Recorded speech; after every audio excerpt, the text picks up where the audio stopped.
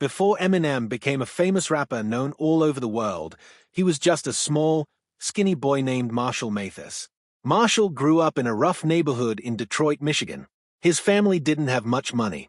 He lived with his mom, and life was hard. But on top of that, he had another big problem: school bullies. When Marshall was about 9 years old, he was in the 4th grade. At school, he was an easy target. He was small for his age, and he had a smart mouth, meaning he liked to talk back. And that's not always a good idea when you're surrounded by kids who are bigger and stronger than you. There was one boy who gave Marshall a lot of trouble. His name was DeAngelo Bailey. DeAngelo was older, about 11 years old and in 6th grade, and much bigger than Marshall. He didn't just pick on Marshall once or twice. He bullied him constantly. Almost every day, DeAngelo and some of his friends would beat Marshall up. It became part of Marshall's life. He would go to school knowing that he was going to get pushed, punched, or laughed at. But then one day, it got really bad. It was winter, 1982. The ground was covered in ice and snow. The kids were outside during recess, bundled up in coats and boots. Marshall was just trying to enjoy recess like everyone else.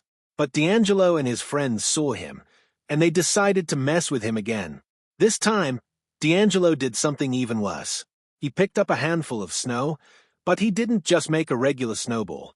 He put something hard, maybe a rock or some ice, inside it. Then he threw it as hard as he could, aiming straight for Marshall. The snowball smashed into Marshall's face. He fell to the ground, stunned and hurt. And before he could get up, DeAngelo and his friends ran over and started beating him. They kicked him. They punched him. Over and over again. After a while, Marshall stopped moving. He blacked out, completely unconscious. When the bullies realized Marshall wasn't moving, they panicked. They got scared they would get in trouble. So they did what scared kids often do. They ran away and left him lying there alone in the snow. Later, Marshall was sent home. But he wasn't okay. He started feeling dizzy. His ear was bleeding. He couldn't see clearly out of one of his eyes. Something was very wrong. His mom, Debbie Mathis, rushed him to the hospital. The doctors found out that Marshall had suffered a serious concussion. His brain had been injured from all the hits he took to the head. For the next 5 days, Marshall drifted in and out of consciousness. Sometimes he would wake up. Sometimes he would pass out again. It was a scary time for his family. The doctors said he could have died if it had been worse. Even though Marshall survived, he was never quite the same after that. His mom said he became angrier, more antisocial, and had trouble controlling his emotions. He had been a lively kid before, but now something inside him had changed. Debbie was furious. She believed that the school should have protected her son. He got beaten nearly to death on school property, so she decided to take legal action. She filed a lawsuit against the school district, accusing them of negligence. She argued that the school staff knew Marshall was being bullied, and they didn't do enough to stop it. But the lawsuit didn't go anywhere. The judge said the school district had government immunity, meaning they couldn't be sued in this case. Debbie lost the case, and Marshall just had to live with the trauma. Years later, Marshall grew up carrying the pain of those beatings. But he found a way to turn that pain into something powerful: music. As a teenager, Marshall became obsessed with rap. He would study rhymes, write lyrics, and battle other rappers in Detroit. He was determined to make a name for himself. At first, nobody took him seriously. He was a white kid in a mostly black rap scene. But Marshall had talent, real talent, and he kept pushing. In 1997, when he was 25 years old, he entered a big competition called the Rap Olympics. He didn't win first place, but he did something even better. He impressed someone in the audience.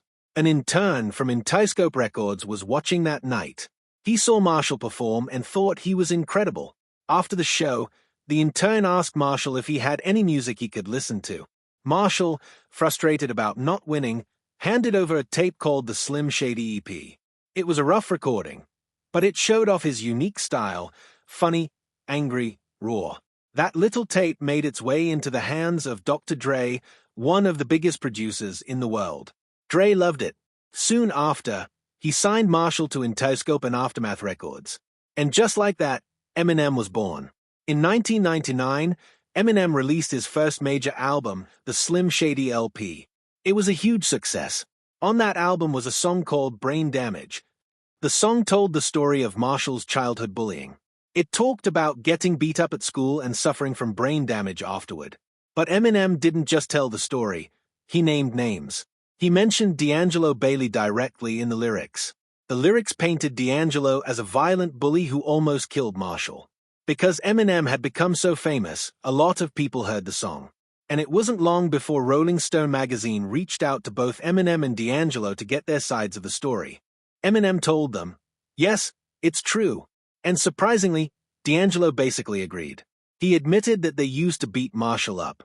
He said, "We flipped him right on his head at recess. When we didn't see him moving, we took off running.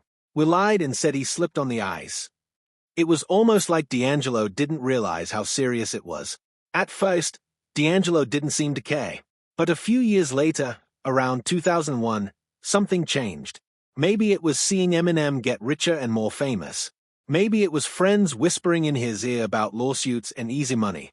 Either way, DeAngelo decided he wanted a piece of the pie. He sued Eminem for $1 million. He claimed that Eminem's song hurt his reputation. He said that because Eminem named him in the song, he couldn't start his own rap career. He accused Eminem of slander and invasion of privacy. But there were big problems with the case. First, the song was obviously exaggerated for artistic purposes. Nobody thought Eminem's lyrics were literally a news report. Second, DeAngelo had already admitted, on record, that he bullied Marshall. The judge didn't waste any time throwing the case out. But she didn't just dismiss it quietly. She had some fun with it. She wrote her official decision in the form of a rap. Basically, the judge said the case was ridiculous. DeAngelo lost. Eminem walked away victorious, again. Marshall Mathers turned his childhood pain into powerful music. He didn't just survive the bullying. He turned it into fuel and became one of the biggest music legends of all time. Meanwhile, DeAngelo's attempt to cash in didn't work. And the world got a reminder. Sometimes, the people you pick on today might become unstoppable tomorrow. Don't forget to like, share, and subscribe to stay connected to more true crime stories like this one.